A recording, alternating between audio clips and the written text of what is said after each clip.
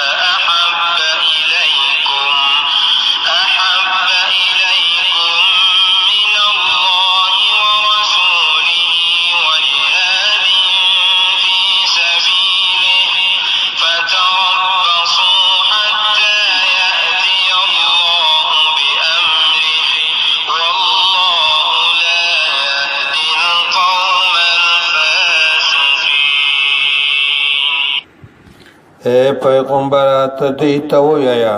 کچېرې وي توسې پلرونه او د توسې زامن او د توسې ورونه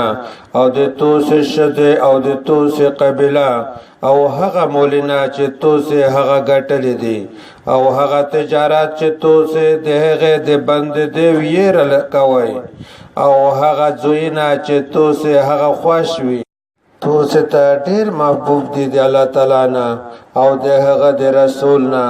او د هغه په لاره کښې د جهاد نه نو بیا انتظار کوئ تر هغه پورې چې الله تعالی خپل حکم ولږي